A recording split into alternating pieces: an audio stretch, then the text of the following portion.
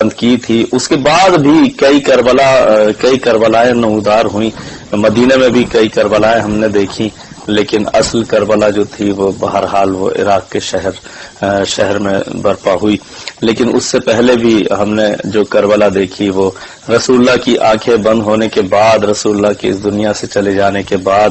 ویسے تو حاضر و ناظر ہیں یقیناً، لیکن پردہ کر جانے کے بعد ہمیں جو کربلائیں نظر آئی ہیں ان میں جناب سیدہ کے گھر پر جو حملے ہوئے ہیں، اور اس کے بعد حضرت علی کی شہادت، اور پھر امام حسن علیہ السلام کو زہر دیا جانا، یہ بھی کسی کربلا سے کم نہیں تھی.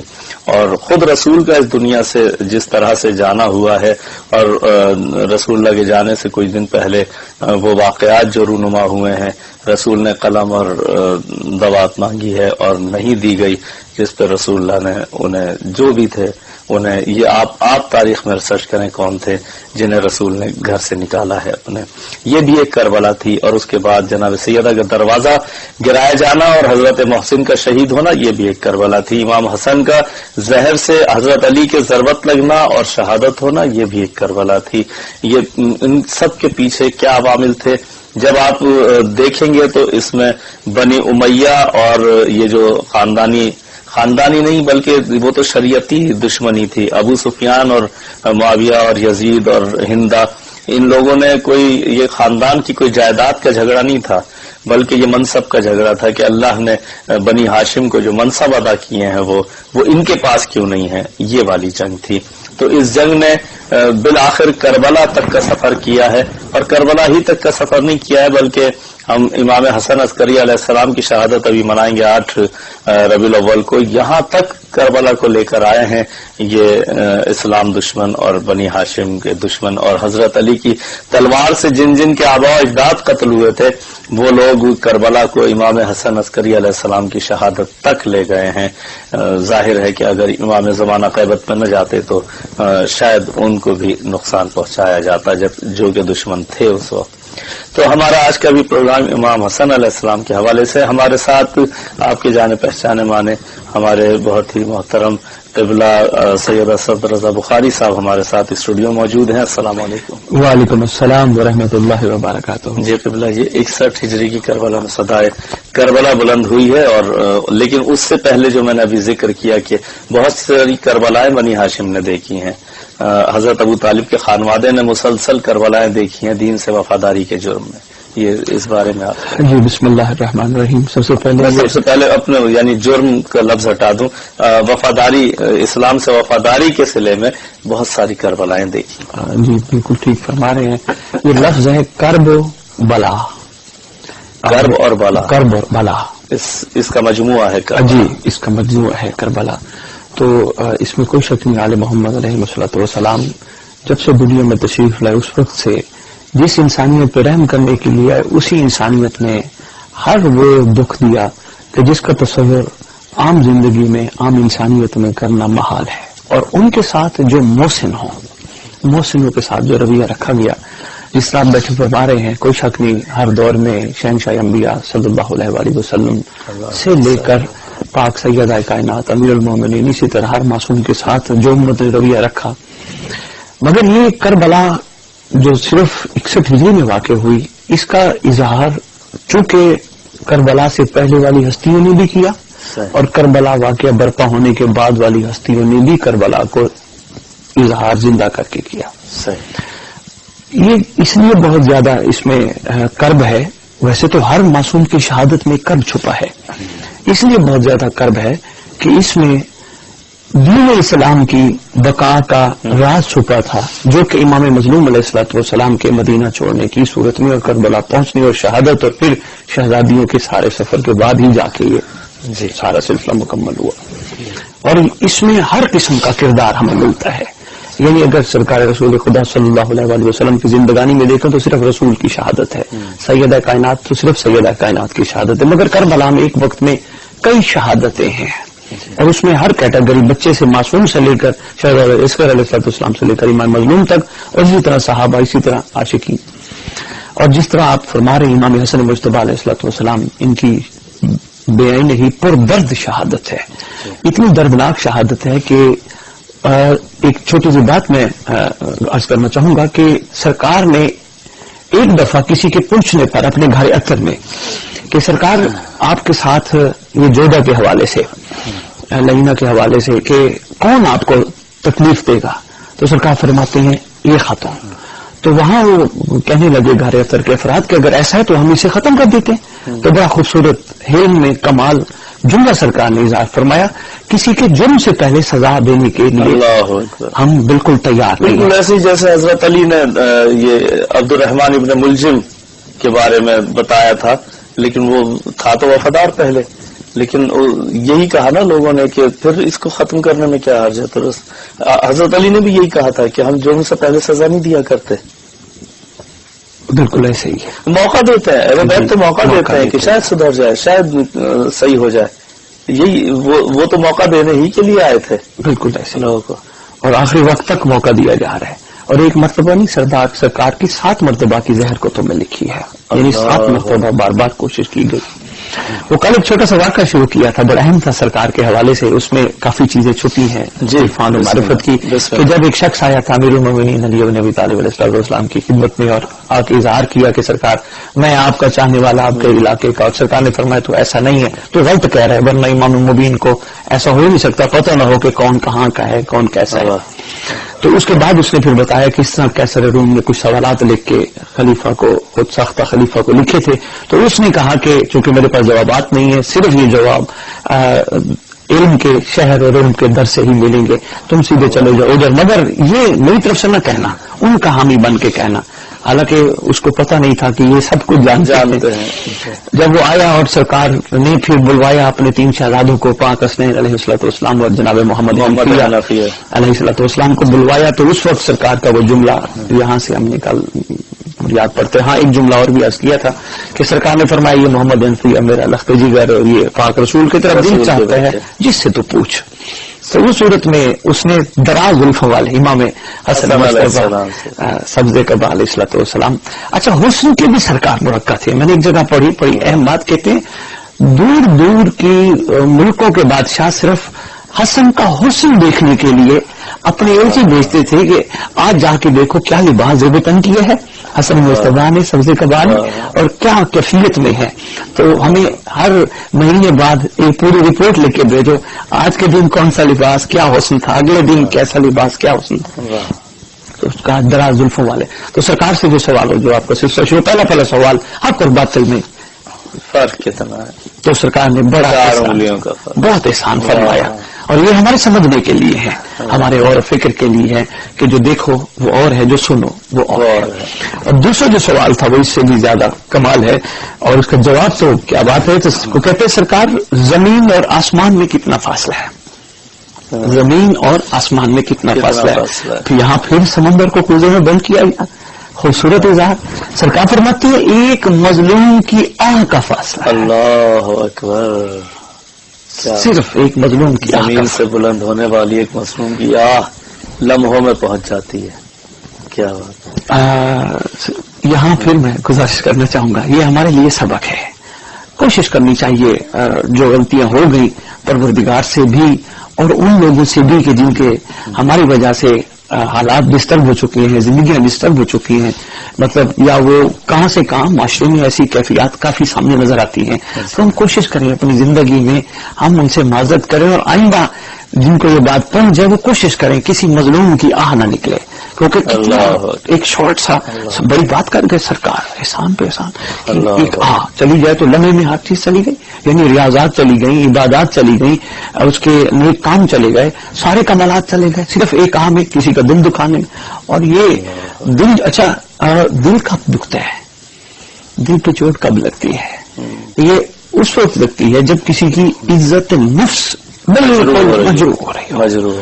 تو امیر لوگوں کے لیے، صاحبان ثروت کے لیے یہ ایک اہم پیغام ہے، وہ جتنا ہو سکے مخلوق کے ساتھ محبت سے برتاؤ کرے. میں آج کی بات بتاؤں، میں یہاں سے گزر رہا تھا، کسی میں شاپ پہ کھڑا ہوا، تو میں نے کہا میں آپ سے کسی چیز کا ریٹ پوچھنے لگا ہوں. تو میں نے پوچھا، میں نے کہا میں دوبارہ پوچھنے لگا ہوں، جان کے کہا. تو ناراض تو نہیں ہوئے، بڑی خوبصورت اس نے بات کی، اس کا عقیدہ ہے، اس کی سوچ ہے. کہتا ہے भगवान का एक एहसान होता है गाहक, वो भी भगवान की एक शक्ल होता है, यानी उसका एक देखे सोच देखे। तो आप 1000 दफा पूछें, आप हमारे पास भगवान की तरफ से खास तोहफा आए हैं, कोई भी आए हम परेशान नहीं होते। कहते एक मेहमान, एक गाहक, और तीसरा जो तुम्हारी आंखों के सामने मजलूम हो, वो भगवान की खूबसूरत सूरतें होती हैं। और उनकी सोच थी। मुख्तसर ये है, ये तो हमारे आइम्मा ने, पाक रसूल ने इस हवाले से काफी ज्यादा फरामीन सादर फरमाए हैं कि तुम्हारे घर पे कोई आ जाए तो तुम शुक्र अदा करना। इमाम मजलूम का यहाँ एक जुमला बड़ा खूबसूरत मिलता है इमाम हुसैन अलैहिस्सलाम का। सरकार फरमाते हैं कोई तुम्हारे घर आ जाए। अजीब बात है, एक फर्जी अकीदे में इतने मजबूत हैं लोग, और हमारे यहाँ तो हकीकी अकीदे हैं। हमारे यहाँ कितना मजबूत होना चाहिए था लोगों को इन अकायद पे, इन सोचों पे हमारे लोगों को कितना मजबूत होना चाहिए था। हमारे यहाँ तो हकीकतें हैं सारी, और अल्लाह के अलावा अहले बैत तो हमें मिले हुए हैं, और अहले बैत के फरामीन हमारे सामने कैसी है जी। उसी फरमान में मैं इमाम हुसैन अलैहिस्सलाम की छोटी सी बात सुनाना चाहता हूँ। एक शख्स ने इमाम मजलूम की खिदमत में आके एक बात की, सरकार वो आपके चाहने वाले आ जाते हैं हमारे घर, तो वो हमारे बिस्तर इस्तेमाल करते हैं, हम उनको खाने खिलाते हैं, हम उनकी खिदमत करते हैं। सरकार फरमाते वो तुम पे एहसान करके जाते हैं। अल्लाह, इमाम कैसा कमाल जुमला है, वो तुम पे एहसान कर।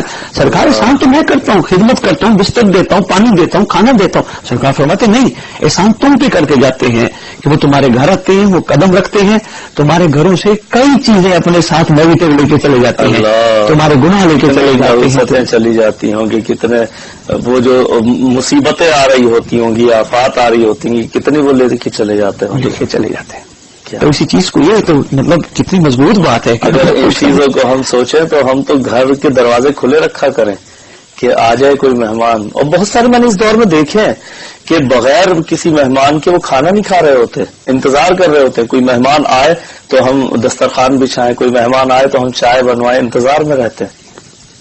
और इस सरजमीन पे भी हमने बहुत सारे लोग देखे, हमारे लंदन की सरजमीन, जो इंतजार में रहते हैं कि, बल्कि मैं जब आता हूँ तो कितने लोग दावतें कर रहे होते हैं और कहते हैं भाई जफर भाई आप आए हैं, तो बस अब ये सिलसिला शुरू हो गया दस्तरखान का।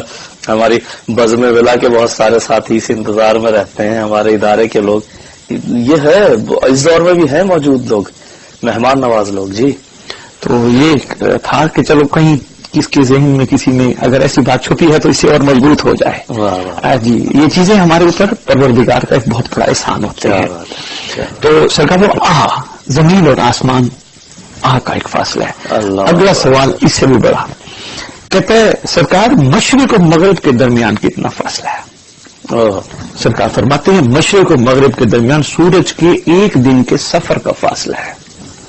अल्लाह। और यहाँ मैं किताब 14 सितारे जो हर घर में मौजूद है, नजमुल हसन करावी साहब ने बड़ी खूबसूरत बात लिखी है। वो कहते हैं साहिब ज़मान अजल्लाहु ताला फौज शरीफ जब ज़हूर फरमाएंगे सरकार का एक कदम मशरिक में और फिर अगले लम्हे सरकार मगरिब में, और अल्लाह का ये नुमाइंदा रूए जमीन पर ऐलान करके बताएगा कि अल्लाह की हकमियत का इजहार कैसे होता है, और तुम देख लो कि मैंने एक लम्हे में कैसे पूरी कायनात को फतह कर लिया है।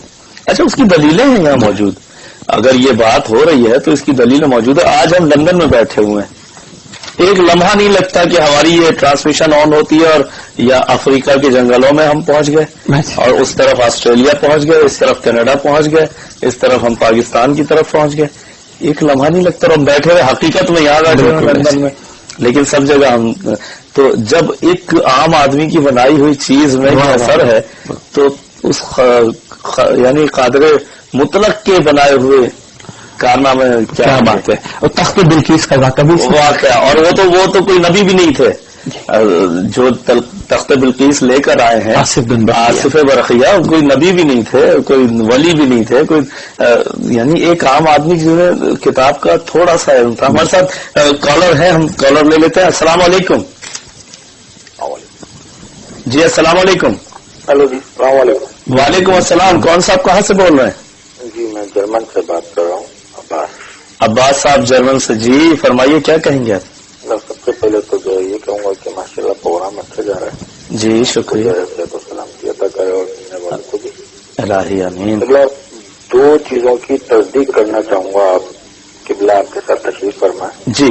तो ایک تو یہ کہ جی علماء کرام سے یہ سنا ہے کہ جی راہب کا جو واقعہ ہے جی کہ راہب کے ساتھ بیٹھے امام حسین رضی وہ کربلا میں شہید ہو گئے یا جو بھی تھا، اس میں کہاں تک سچائی ہے؟ جی کیونکہ علماء کرام کا کہنا یہ ہے کہ کوئی روایت نہیں ہے. اچھا ٹھیک ہے. دوسرا میرا سوال یہ ہے کہ جی بلال حبشی کے بارے میں کہا جاتا ہے کہ جی بلال حبشی نے جو ہے اذان کے دوران جو ہے سورج طلوع نہیں ہونے دیا یا سورج طلوع نہیں ہوا. دونوں واقعات میں کتنی سچائی ہے؟ جی کہ مختلف علماء کرام جو علماء حق ہیں وہ کہتے ہیں کہ اس میں کوئی ایسی صداقت نہیں ہے، ایسا کوئی واقعہ پیش نہیں. اگر ایسا واقعہ پیش آتا تو کربلا میں شہید کیسے وہ کوئی تاریخ کوئی وہ بچوں کے نام کچھ ایسا نہیں ملتا. تو وہ اس بارے میں آپ سے پوچھنا چاہوں گا. جی سرکار، پہلی بات تو یہ تھوڑا سا میں جی پہلی بات تو یہ ہے کہ کربلا کے 72 شہداء جو ہیں ان میں پورے 72 نام موجود ہیں. اچھا، 72 کے علاوہ شہید ہونے والے کئی لوگ ہیں.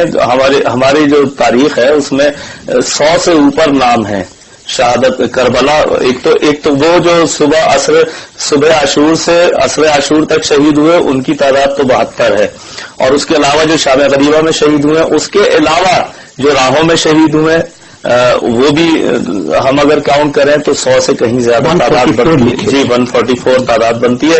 اس میں ظاہر ہے کہ اگر راہب کی روایت نہ ہوتی تو آتی کہاں سے؟ کوئی بات ہوتی ہے تو نکلتی ہے نا. ظاہر ہے کہ یہ بتانے والے بھی ہمارے علماء اور ذاکرین ہیں، اور اگر اسے کمزور قرار دینے والے کوئی علماء ذاکرین ہیں انہوں نے نہیں دیکھی ہوگی، لیکن اگر پڑھی گئی ہے یہ روایت تو کہیں نہ کہیں تو موجود ہوگی. اور راہب کا تو واقعہ بڑا مسلسل ہم نے سنا ہے علماء سے اور ذاکرین سے کہ جب آیا ہے رسول سے کہا کہ مجھے میرے اولاد کے لیے دعا کریں. رسول نے دیکھا ہے لوح محفوظ پر، کہا کہ تمہارے قسمت میں اولاد نہیں ہے، تو بیٹھے ہوئے تھے حسین وہیں، کہا کہ میں نے ایک دی. دیکھیں جو نازوں سے پلتا ہے اس کے کہنے پہ فیصلے تبدیل ہو جایا کرتے ہیں. جس نے اتنا بڑا واقعہ کرنا ہو اللہ کی توحید بچانے کے لیے تو اللہ کو بھی حق ہے کہ اس کے ناز اٹھائے. تو یہ واقعات ہمیں ملتے ہیں. دوسرا جہاں تک حضرت بلال کی بات ہے تو اس میں بھی تفصیلی جواب قبلہ دیں گے، لیکن جب ان کے تلفظ پہ لوگوں نے اعتراض کیا کہ ان کی شین اور سین جو ہے وہ غلط ہے تو انہوں نے کہا ٹھیک ہے پھر آج تم دے لو آزان. تو حضرت بلال کی جگہ دوسرا تیار ہو کے کھڑا ہو گیا، لیکن وہ کھڑا ہی رہا اس لیے کہ فجر کا آثار نمودار ہوتے تو اذان دیتا. تو اس لیے یہ واقعہ بھی بڑے تسلسل سے ملتا ہے. جی قبلہ جواب تو آپ نے فرمائی دیا. میں اس کے آگے ایک چھوٹی سی بات عرض کرنے دوں. جواب آپ نے مدلل دے دیا. وہ یہ ہے کہ اگر پھر بھی علماء سے بھی یقین نہیں ہو رہا، ہمارے جوابات بھی اگر نہیں تسلی دے رہے، تو اس کا بہترین طریقہ یہ ہے مصلی بچھا کے 2 رکعت نماز ہدی امام زمانہ علیہ الصلوۃ والسلام پڑھ کے سرکار کی بارگاہ عرض کریں ہادی زمانہ میری ہدایت فرمائیے. یہ چھوٹے چھوٹے ایسی چیزیں ہیں جو کلیئر نہیں ہو رہی ہے، آسان فرمائیے سرکار پر. ظاہر ہے وہ ہو جائیں گی کلیئر. کانسیپٹ کسی نہ کسی طریقے سے آپ کے ذہن میں یہ کانسیپٹ کلیئر ہو جائے گا. امام زمانہ اور اس نے سوال کیا کوسے قضا کیا ہے. وہ سوال کے سرکار فرماتے ہیں دھنک کو کوسے قضا نہ کہو. فرماتے ہیں کیونکہ قضا کا لفظ ابلیس کے ناموں میں سے ایک نام ہے، اور یہ کوس یعنی کمان ابلیس کی نہیں اللہ کی ہے. آگے فرماتے ہیں اور یہ شادابی کی علامت ہے اور اہل زمین کے غرق ہونے سے امان الہی کا پیغام ہے. اللہ اکبر. جو یہاں تو ہمیں بہت نظر آتی ہے، خصوصاً ہمیں کینیڈا میں، یہاں لندن میں اور ایسے علاقوں میں یا افریقہ کے علاقوں میں ہمیں اکثر نظر آتی ہے. پہلے ہمارے ملکوں میں بھی نظر آتی تھی، لیکن جب سے یہ طالبان، داعش اور سپاہ سالار لشکر جنگ بھی آئی، جب سے قوس قزح چلی گئی نہیں نظر آتی ہے. کبھی کبھی نظر آتی ہے، اکثر بارش کے بعد. ہاں اچھا. لیکن ہمارے ملکوں میں اب بہت کم دیکھی جاتی ہے. اور ظاہر ہے کہ اثرات جو ملکی اثرات ہوتے ہیں وہ بھی تو آسمانوں پہ ظاہر ہو رہے ہوتے ہیں. اور آپ نے ابھی کہا کہ مظلوم کی آہ جو ہے اس کا فاصلہ ہے آسمان پر. آپ صحیح کہہ رہے ہیں.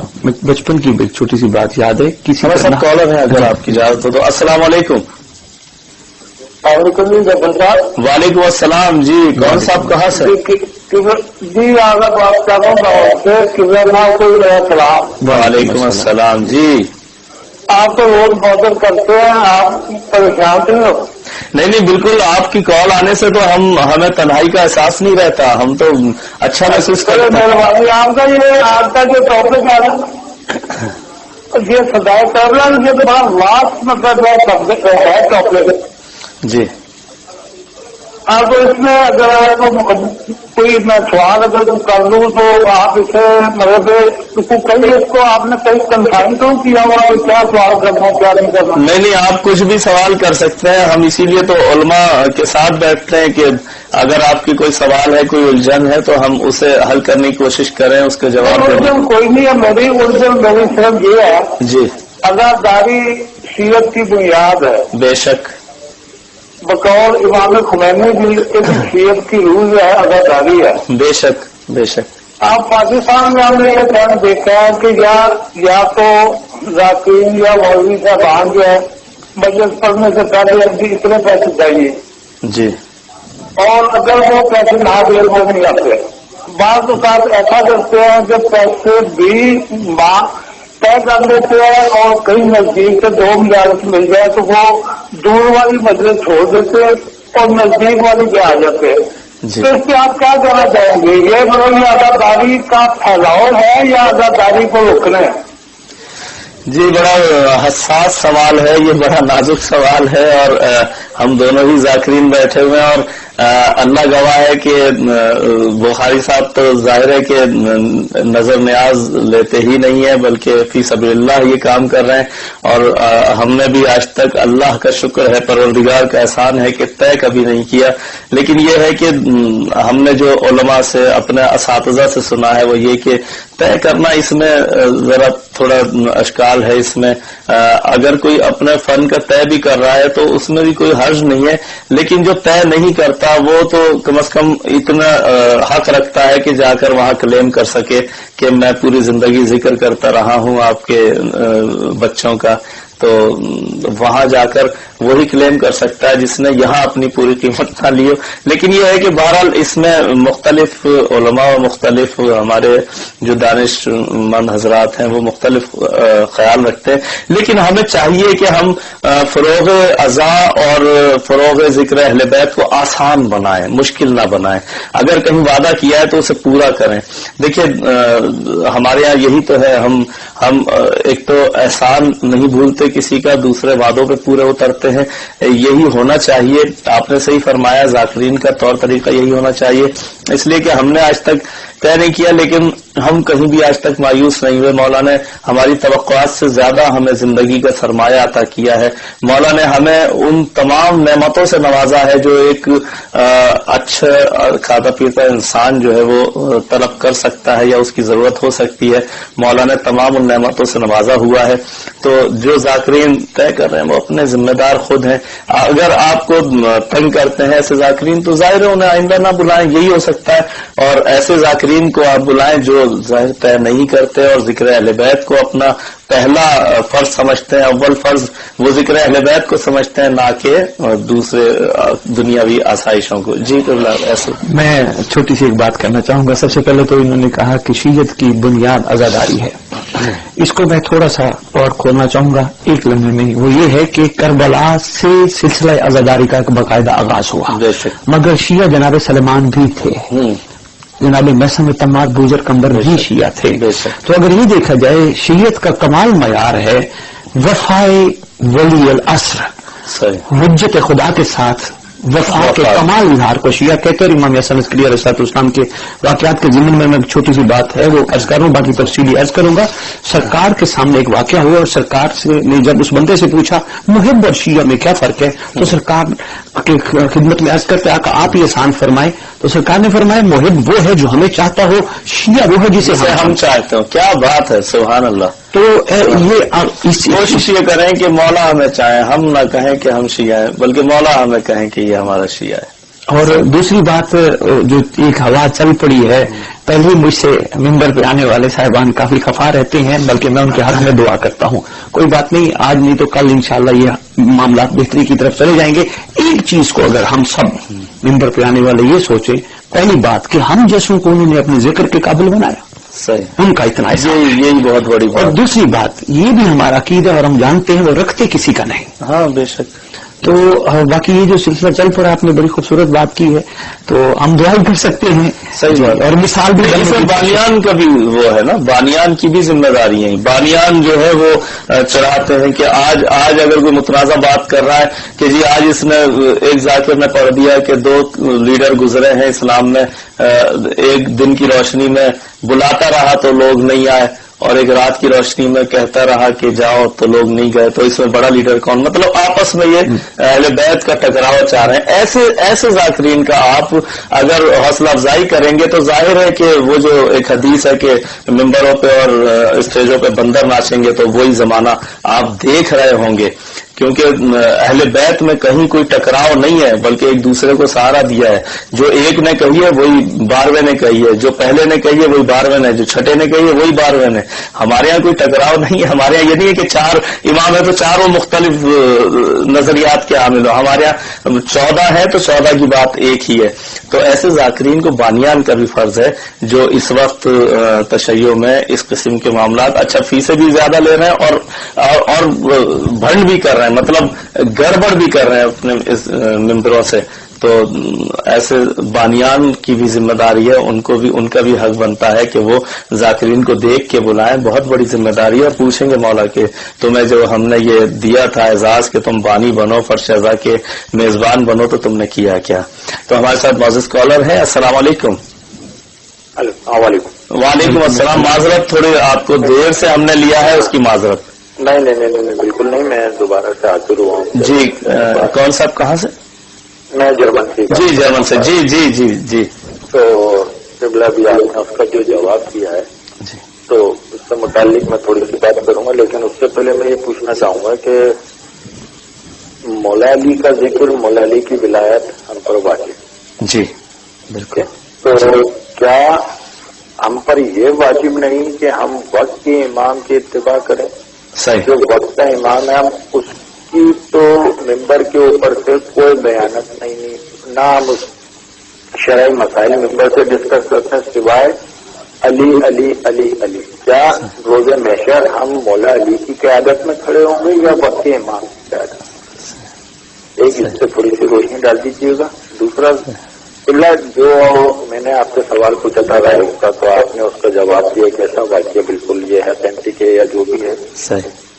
اسی اہل بیت ٹی وی کے اوپر کیونکہ علماء اکرام یہیں پہ آتے ہیں اور یہی سوال یہیں پہ اٹھا تھا. جی. تو یہیں کے علماء اکرام نے، میں نام تو نہیں لوں گا، تو یہیں پہ علماء اکرام کا جو پینل بیٹھا ہوا تھا انہوں کے یہ الفاظ تھے کہ ایسا کوئی واقعہ ہماری نظر سے نہیں گزرا، نہ ہی کوئی ایسا واقعہ موجود ہے.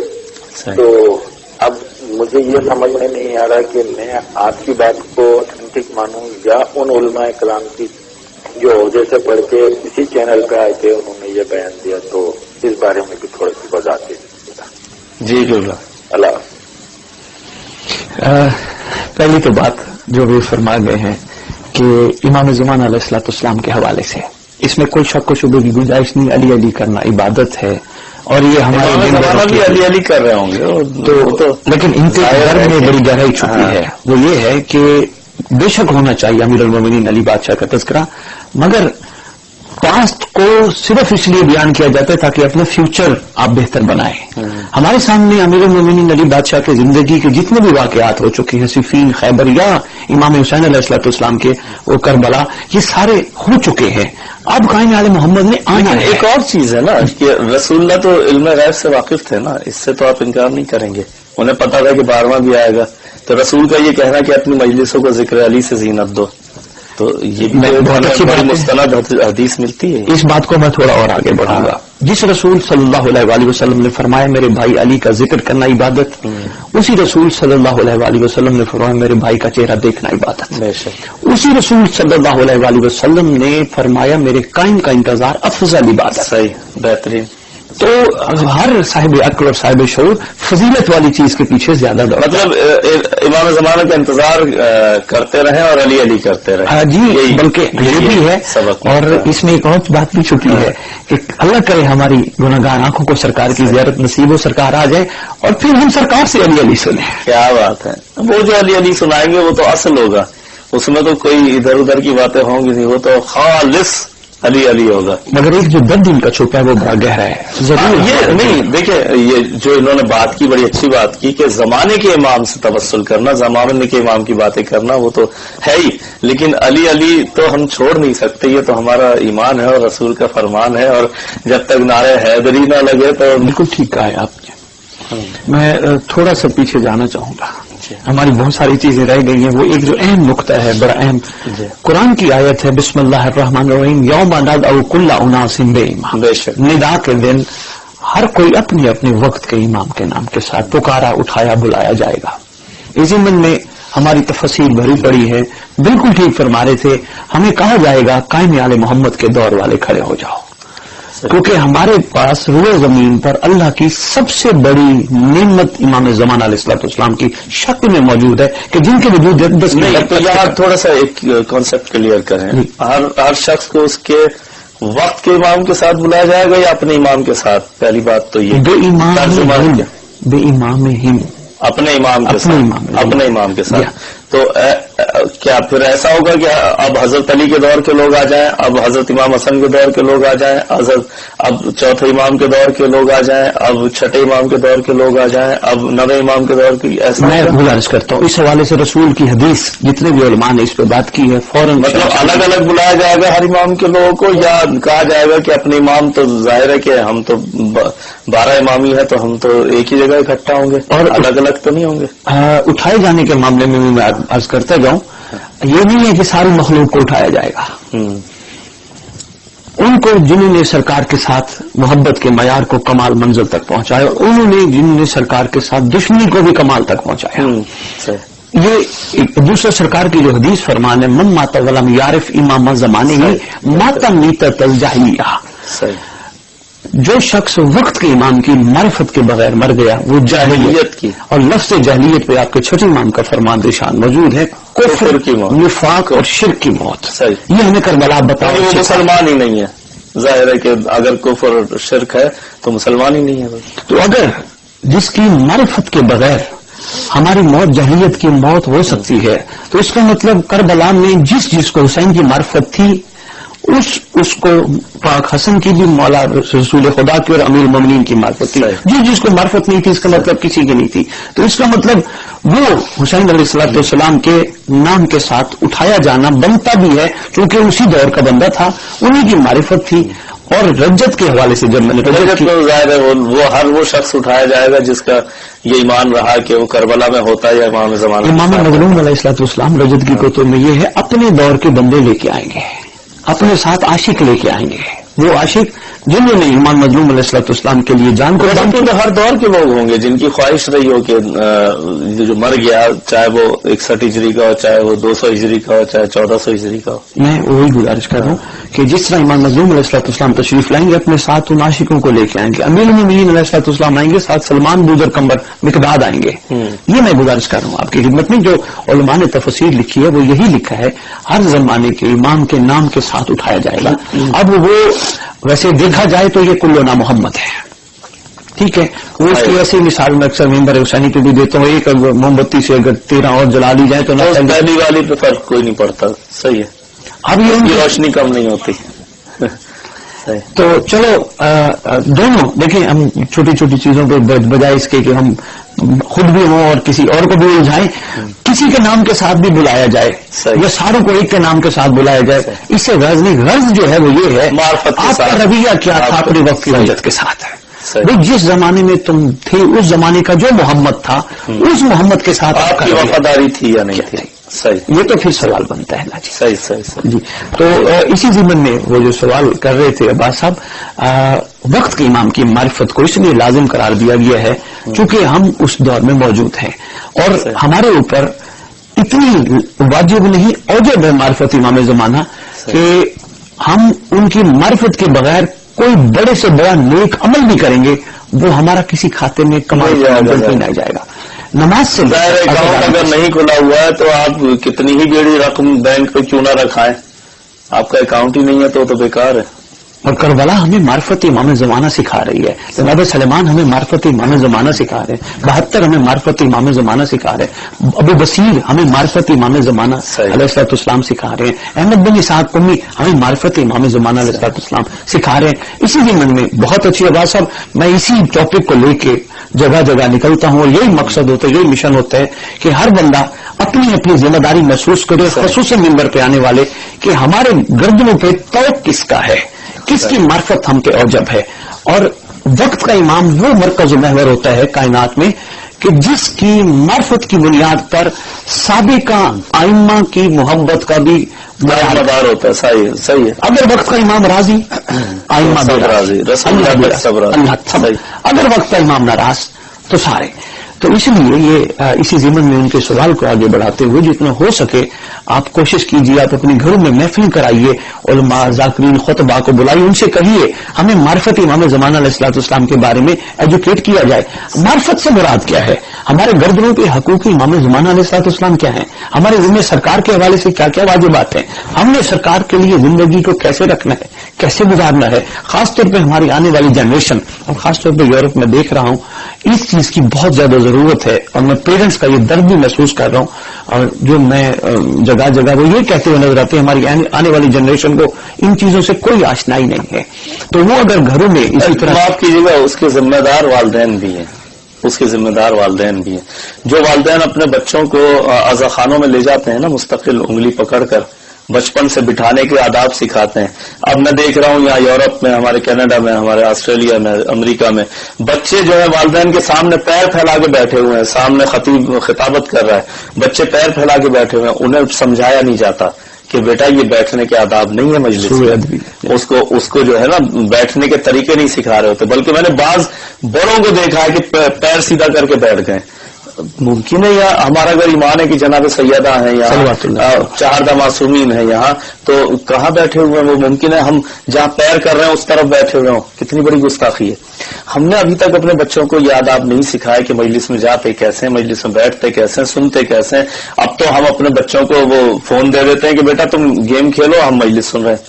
آپ مجلس سن رہے ہیں, آپ نے تو اپنی گزار دی ہے, اس نے سننی ہے مجلس, اس کی زندگی کو آپ نے حسینی بنانا ہے. جسے آپ نے حسینی بنانا ہے, جو آپ کا مستقبل ہے, اسے تو آپ اس مستقبل اس کا تاریخ کر رہے ہیں. آپ لیپ ٹاپ دے کے, آپ اپنا ٹیبلٹ دے کے, آپ فون دے کے بٹھا رہے ہیں کہ بیٹا تم یہ گیم کھیلو, میں مجلس سن کے آ رہا ہوں. کہاں ہم صحیح جا رہے ہیں؟ پھر ہم کیا شکایت کرتے ہیں؟ جب وہ پکے ہو جاتے ہیں, بڑے ہو جاتے ہیں, پھر مولویوں کے پاس آتے ہیں, کوئی وظیفہ بتا دے میرا بیٹا بگڑ گیا ہے. یہ ہم خود اپنے ہاتھوں سے تو بگاڑ رہے ہیں. والدین کا واقعی رول ہے, کرنا چاہیے. سارا علماء کے اوپر تھوڑی ڈالنا چاہیے کہ عالم صحیح کرے گا. گھر کی 1 گھنٹے کی زندگی ہے جو ہماری عزا خانوں کی 1-2 گھنٹے کے لیے جاتے ہیں نا, مولوی کتنا صحیح کرے گا؟ جو 24-23 گھنٹے جو آپ پرورش آپ نے کرنی ہے وہاں سکھائے نا اسے یہ چیزیں. صحیح. تو میں یہی گزارش کرتا تھا گھروں میں ایسی محفلوں کا انعقاد کرنا چاہیے جس میں علماء خطباء کو بلا کے اس حوالے سے ایجوکیٹ کرایا جائے, کوشش کی جائے منتھلی وائز, نہیں تو مہینے میں اگر حسب توفیق استطاعت ہے تو 2 کم از کم ایسے موقع. اور آپ نے بڑی اچھی بات کی, اپنے گھروں میں انتظام کریں ذکر اہل بیت کا, ذکر معصومین کا, کیونکہ میں نے دیکھا ہے لوگوں کو کہ اپنے گھر میں اہتمام کر کے بچوں کو زندگی کے طریقے سکھا رہے ہوتے ہیں. میں نے ان کے بچوں کو دیکھا ہے کہ انہوں نے بچوں کی ڈیوٹی لگائی ہے کہ جو مجلس میں آ رہا ہے اس کے جوتے سیدھے کر کے وہاں سے آغاز کرتے ہیں تربیت کا. جو اچھے گھرانے کے لوگ ہوتے ہیں وہاں سے کہتے ہیں. لوگ اب خود نہیں اٹھا رہے, اور عالم اپنے جوتے اٹھا کے سیدھے کر رہا ہوتا ہے. ہمارے زمانے میں جو تھا یہ تھا, ہم نے دیکھا اپنے بزرگوں کو دیکھا ہے کہ عالم جب مجلس ختم کر کے آیا تو ہمارے بزرگ جوتے اٹھا کے سیدھے کر کے رکھتے تھے کہ عالم کو سیدھے بھی نہ کرنے پڑے. تو یہ تربیت اب کہاں ہم دے رہے ہیں؟ بھائی صاحب صحیح کہہ رہے ہیں آپ, صحیح دل سے نکلتی ہیں باتیں, میں کیا کروں. جو ہم دیکھ چکے ہیں وہ اب نہیں دیکھ رہے. ہم اولادوں کو بگڑتے ہوئے دیکھ رہے ہیں. ہم بچوں کو یہ نہیں سکھاتے کہ عالم کی عزت کیسے کرتے ہیں, احترام کیسے کرتے ہیں. اب تو جاتا ہے بچہ سیدھا یوں ہاتھ ملاتا ہے عالم سے. ہماری مجال نہیں ہوتی تھی کہ ہم عالم کے آگے ہاتھ کریں. مسافہ کرنے کے لیے ہم دونوں ہاتھ بڑھاتے تھے, جس کا دل کرتا تھا کہ ہاتھ چھوئیں. بالکل ٹھیک ہے. اب تو بچے جاتے ہیں 1 ہاتھ بڑھاتے ہیں, اور خالی عالم ہی کیا اپنے دادا کو کہہ رہے یوں ہاتھ بڑھا رہے تھے. پہلے دادا کو آداب کر کے اور بیٹھ جاتے تھے, وہ سر پہ ہاتھ پھیرتے تھے. یہ روایت کہاں چلی گئی؟ ساری دعائیں دیتے تھے وہ. سر پہ ہاتھ رکھ کے. مادیت کا یہ دور آ گیا ہے، ہر دور کے تقاضے علیحدہ ہوتے ہیں. مادیت نفسانیت بڑا دور آ گیا ہے. پہلے دور کچھ اور تھا، اب دور کچھ اور ہے. اب ہمارے ٹارگٹس کچھ اور ہے. پہلے یہ کہتے تھے بزرگوں کے، میں نے اب بھی یہ باتیں سنی ہے بزرگوں سے، اور پہلے بچپن میں تو بہت زیادہ سنی ہے، ہماری کل کمائی اگر ہماری اولاد بہتر ہو جائے تو ہم نے بہت کمائی کی ہے. اور اب ہم نوٹوں کو گن رہے ہوتے ہیں، اولاد کے کردار کو نہیں دیکھ رہے ہوتے، نوٹ گن رہے ہوتے ہیں. رات کو کیلکولیشن یہ ہوتی ہے کہ اس بینک میں کتنے ہو گئے، اس بینک میں کتنے ہو گئے، یہاں گھر پہ کتنے رکھے ہوئے. اولاد پہ توجہ نہیں دے رہے ہم، جو اصل کمائی ہے ہماری. رزق کے حلال بھی کمائیں، تھوڑا ٹائم اپنی جنریشن کو بھی دیں، کیونکہ یہ آپ کا مستقبل ہے. اور پوچھا جائے گا آپ کو، ایک اللہ کی طرف سے یہ عطا ہوئی تھی اولاد، کیسے آپ نے ایجوکیٹ کی، کیا پروان چڑھایا. تو اس کے لیے بڑا ضروری ہے کہ میں چاہوں گا کہ جہاں تک میری بات پہنچ رہی ہے، اپنے گھروں میں محفل امام زمان علیہ الصلوۃ والسلام کا ضرور انعقاد کریں. اور اچھا، مجلس میں کیا ہوتا ہے، پڑھنے والا مجلس پڑھی، ماتم ہوا، لنگر کیا، سب گھروں کو چل رہی ہے. محفل کا یہ ہوتا ہے کراس کوشچننگ ہوتی ہے، سوال و جواب ہوتے ہیں. اس سے بڑا فائدہ ہو رہا ہے، کیونکہ میں جا رہا ہوں یورپ میں بھی، میں نے مدارس کے بعد اسی طرح محفلوں کے، اور لندن یو کے میں بھی کافی حد تک محفلوں کے انعقاد کروائے ہیں میں نے، تاکہ سوال و جواب کا سلسلہ ہو. اس سے وہ بچوں کو سیکھنے کا بڑا موقع ملتا ہے، اور وہ اندر سے بات کرتے ہیں کہ نہیں اچھا اس طرح اس کا اس طرح ہے تو اس کا کیسے ہوگا، اچھا یہ ایسے کرنا ہے تو یہ کیسے ہوگا. ایسے اگر موقع فراہم کیے جائیں. مجلس میں ظاہر سوال جواب نہیں ہوتے، ذاکر خطاب کرتا ہے چلا جاتا ہے، وہ محدود وقت ہوتا ہے اس کا 1 گھنٹہ. لیکن گھروں میں جو ذاکرین جاتے ہیں وہ بیٹھ جاتے ہیں، کھانے کے بعد بھی بیٹھے ہوتے ہیں، تو وقت ہوتا ہے اس کے بعد بھی، تو وہاں سوال جواب سے بہت الجھنیں جو ہے سلجھ جاتی ہے. تو علماؤں کو، خطباء کو، ذاکرین کو بلا کے باقاعدہ ان کی ریکویسٹ کی جائے ان کی خدمت میں کہ آپ نے مجلس کے بعد ہمیں تھوڑا ٹائم دینا ہے، ہمارے ساتھ بیٹھیے، کھانا کھائیے. سے کہہ دیا جائے کہ مولانا صاحب اس کے بعد کوئی مصروفیت نہ رکھیے گا. اور میرا خیال ہے کوئی بھی انکار نہیں کرے گا، وہ کہے گا جی اچھی بات ہے، یہ تو ماشاءاللہ سارے علم حضرات تیار ہیں. اور میں نے بتایا آپ کو، کل میں نے ذکر کیا تھا اسی پروگرام میں کہ میں نے خود دیکھا، اگر نہ دیکھتا میں تو میں ذکر نہ کرتا. میں نے دیکھا کہ وہ بغداد ایئرپورٹ پہ ہمارے پاکستان ہی کے انہوں نے موزے کے اوپر سے مسح کیا ہے، موزے کے اوپر سے مسح کیا. یہ بے خبری ہمیں کہاں لے کے جائے گی. کوئی ہم یہ جواب دے سکتے ہیں اوپر کہ جی وہ ٹائم نہیں تھا میرے پاس، اوپر سے وہ مسح کر لیا تھا، یہ قابل قبول ہوگا؟ بالکل نہیں. جو طریقہ بتایا ہے وہ اسی پہ ہمیں عمل کرنا ہے. بے شک نہیں ایسے ہی ہے. جی یہاں میں اچھا ایک اور چیز بڑی دیکھتا ہوں یہاں کی کمیونٹی میں، یا ایون یورپ میں بھی دیکھا، کہیں ایجوکیشن سینٹرز ہوں نا بڑے جو ہوتے ہیں کالج لیول کا، اچھا وہاں سن کا کوئی خیال نہیں، ایج کا کوئی مسئلہ نہیں ہوتا. یہاں ہم نے دنیا میں دیکھا ہے، یہ تو ہمارے یہاں ہے کہ اگر کوئی زیادہ ایج والا ہو تو اس کا مذاق اڑایا جاتا ہے کہ اس کلاس میں بیٹھا ہوا ہے. لیکن یہاں تو ہم نے دیکھا ہے، بلکہ انگلش لینگویج کلاسز میں ہم نے کینیڈا میں بھی دیکھا اور جگہوں پہ بھی، کہ وہیں 12 سال کا بچہ بھی وہ تعلیم حاصل کر رہا ہے، اور وہیں 90 سال کا شخص بھی آ کے بیٹھا ہوا ہے تعلیم حاصل کرنے کے لیے.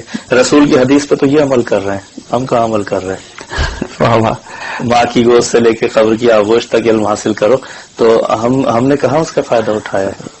تو میرا خیال ہے تھوڑا اٹھانا چاہیے، جو گزر گئی وہ بھول جائیں، آگے کی بہتری آگے بہتر کرنا چاہیے.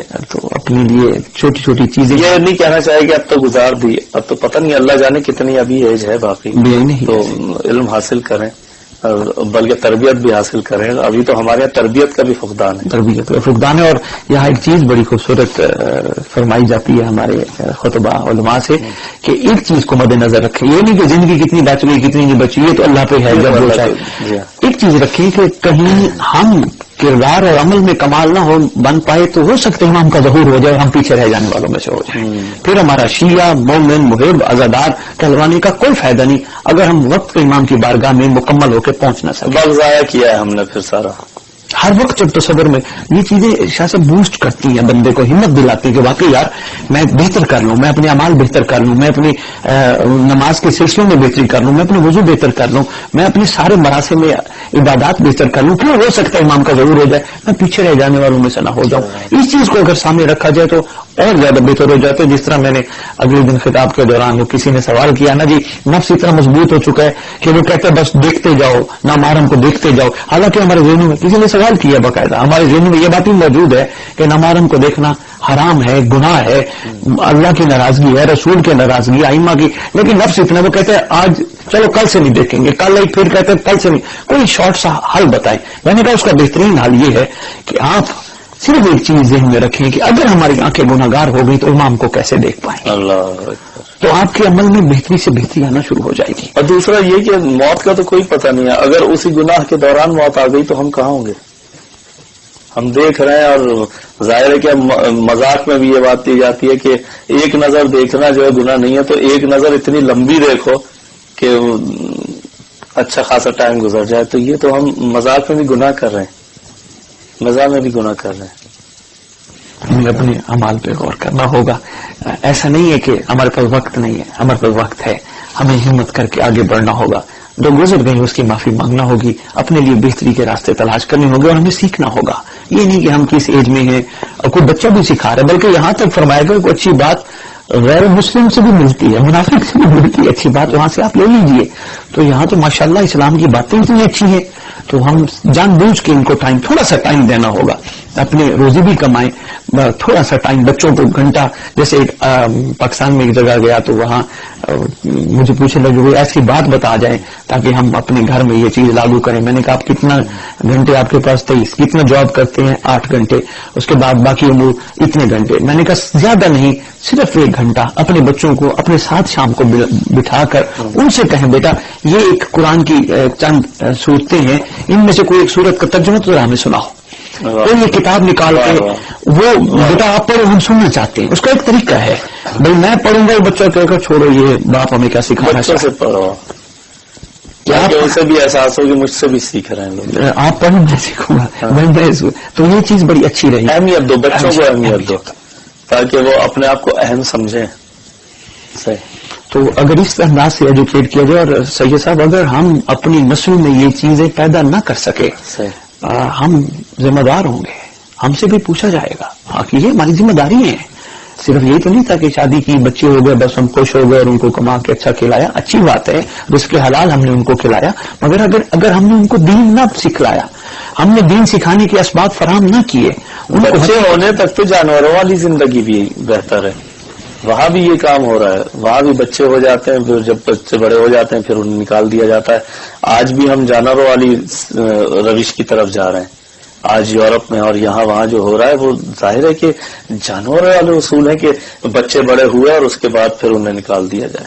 ہمارے ساتھ کالر ہیں جی، ہمارے ساتھ معزز کالر ہیں. السلام علیکم. وعلیکم السلام. جی کون صاحب کہاں سے بول رہے ہیں؟ جناب میں کاشف علی بات کر رہا ہوں، شیخ پورہ. جی شیخ پورہ سے کاشف علی صاحب، کیا کہیں گے آپ؟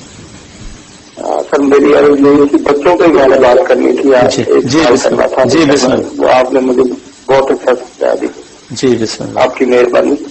جی تو سر ایک بچہ ہے، 8 سال کا بچہ ہو، جی، تو اس کی لا احساس ہوتی ہو تو مجھے زیارات کے لیے جگہ کے لیے چھوڑ کے. کیا ہے اس کا؟ 8 سال کا بچہ ہو، اس کا ایکسیڈنٹ ہوا ہے، اس کی ٹانگ ٹوٹی ہو. جی جی. اور مجھے 11 سے جانا چاہیے یا اس کی خدمت کرنی چاہیے. جی اگر تو یہاں اتنی سی بات عرض کرنا چاہوں گا، اگر تو اس کا خیال رکھنے والے کو پیچھے موجود ہیں اور اگر آپ کو موقع مل رہا ہے زیارت کا تو زیارت نہ چھوڑیں، زیارت نہ چھوڑیں. زیارت کے لیے جو ہمارے جو پہلے زمانے میں جو جاتے رہے لوگ، وہ اپنی قربانیاں دے کے بھی جاتے رہے. ایک قتل ہو جاتا تھا، دوسرا زیارت کے لیے جاتا تھا. لیکن یہ ہے کہ آپ کی ذمہ داری ہے اپنے بچوں کی دیکھ بھال کرنا. تو اگر کوئی، جیسا قبلہ نے فرمایا کہ اگر کوئی دیکھ بھال کرنے والا ہے، ماں دیکھ سکتی ہے یا آپ کے کوئی بھائی یا بچے کے ماموں یا کوئی بھی اس کی دیکھ بھال، اسپتال لے جانا یا لانا. اول تو کوشش یہ کریں کہ بچے کو بھی ساتھ لے جائیں تاکہ وہ وہاں جا کے صحت یاب ہو، اور وہاں سے جو صحت ملے گی وہ کائنات میں کہیں نہیں ملے گی. سب سے بڑے ڈاکٹر وہاں بیٹھے ہوئے ہیں. اور اگر آپ کے ساتھ کوئی مجبوری ہے تو ظاہر ہے اگر کوئی دیکھ بھال کرنے والا ہو تو آپ جا سکتے ہیں، اور یہ افضل عبادت ہے، اور وہاں جا کے دعا کریں اس کے لیے. اور اگر کوئی بھی نہیں ہے دیکھ بھال کرنے والا اور اسے اسپتال لے جانے والا تو پھر تھوڑا سا انتظار کر لیں، اس کی ٹریٹمنٹ پوری ہو جائے پھر آپ تشریف لے جائیں. جی ہمارے ساتھ معزز کالر ہیں. السلام علیکم. جی وعلیکم السلام، بسم اللہ. جی کون صاحب؟ مولا علی مدد. کون صاحب کہاں سے بول رہے ہیں؟ جی پاکستان سے بول رہا ہوں، علی شہزاد. جی بھائی جی کیا کہیں گے؟ آپ کو اور شاہ صاحب کی طرف مولا علی مدد. مولا علی مولا علی مدد. علیہ السلام. جی جی صرف یا علی مدد کہنے کے لیے یہ ہے جوش اور یہ ہے جذبے کہ صرف یا علی مدد کہنے کے لیے. اچھا اس یا علی مدد کہنے کے اثرات کیا ہیں یہ بتائیے. لفظ علی ایک اسم اعظم ہے. کیا بات ہے. اگر صاحب عرفان ہو تو واہ واہ واہ. ورنہ اس کے ظرف کے مطابق کچھ نہ کچھ دوسرے ساتھ ایک اور کالر ہے. السلام علیکم. جی وعلیکم السلام. جی کہاں سے بات کر رہی ہیں؟ میں ساکر میں سے بات کر رہا ہوں. اچھا کر رہا ہوں. جی جی کیا کہیں گے آپ؟ میں وہ بات کرنے لگا سید صاحب سے. جی سید صاحب سن رہے ہیں آپ کی بات. جی بیٹا بتائیے. میں نے پہلے کبھی ایسا گھر نہیں سنا. آج میں نے سنا ہے تو مجھے سوال کرنا چاہتا ہوں. جی پوچھیے بیٹا.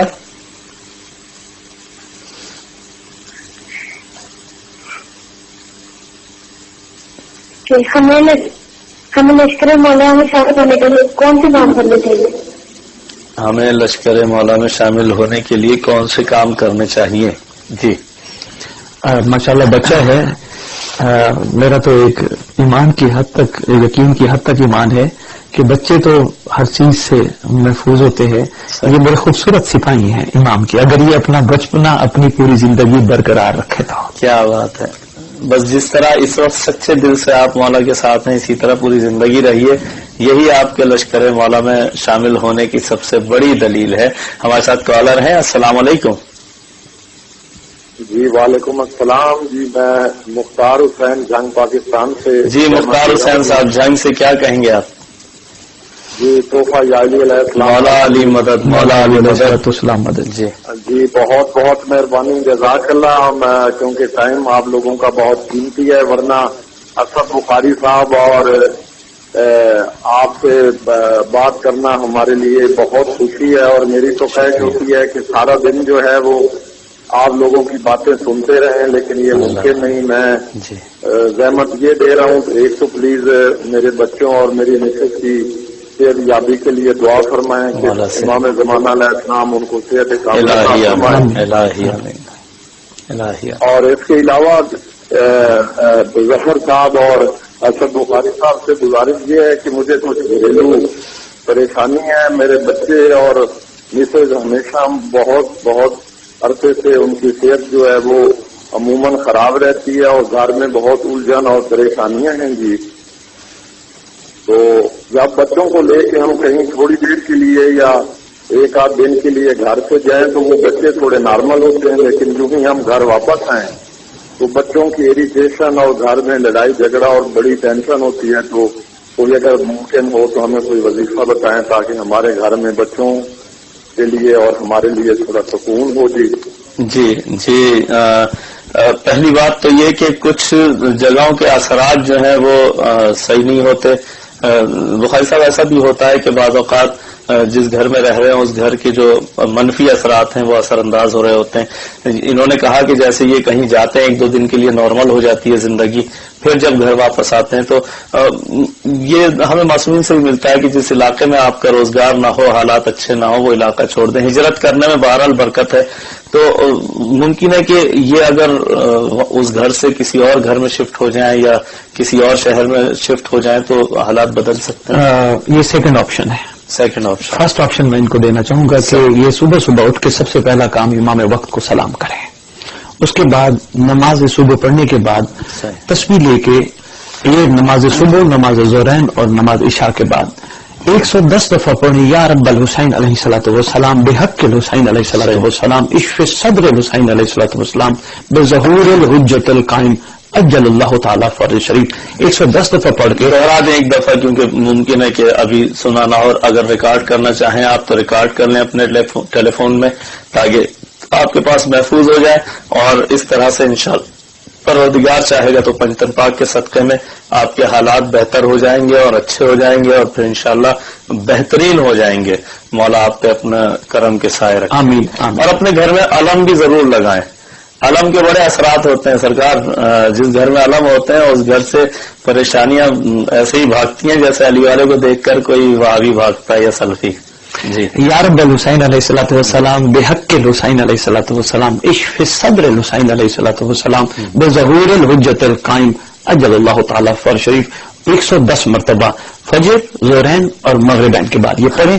اور دوسری آپ نے جو بات کی، اور انشاءاللہ پروردگار برکت امام زمان علیہ اسی طرح السلام سے ہو جائے گی. اگر آپ کا اپنا گھر ہے، ظاہر ہے کہ اگر آپ کا اپنا خاندانی گھر ہے، کرائے پر نہیں ہے، تو یہ کام صحیح کر دے گا.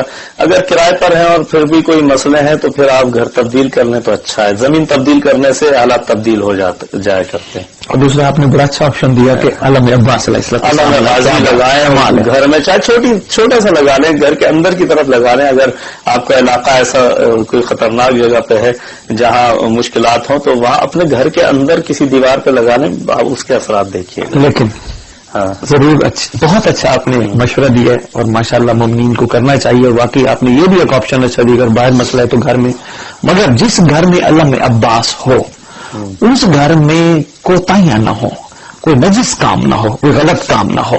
کیونکہ علم عباس علیہ السلام کے جو روحانی فوائد ہے وہ بھی ہم اسی صورت میں لے سکتے ہیں کہ جب ہم اس علم کے سائے کے نیچے کوئی ایسی حرکت، کوئی ایسا کام، کوئی ایسی چیز نہ کریں. اس کے منفی اثرات پھر بھی ہو سکتے ہیں. اگر تو علم لگاتے ہی اسی لیے ہیں کہ یہ جو دنیا کے علم ہے یہ باہر چل. ناظرین اپنا بہت خیال رکھیے گا. کل پھر 3:30 پر ملاقات ہوگی آپ سے.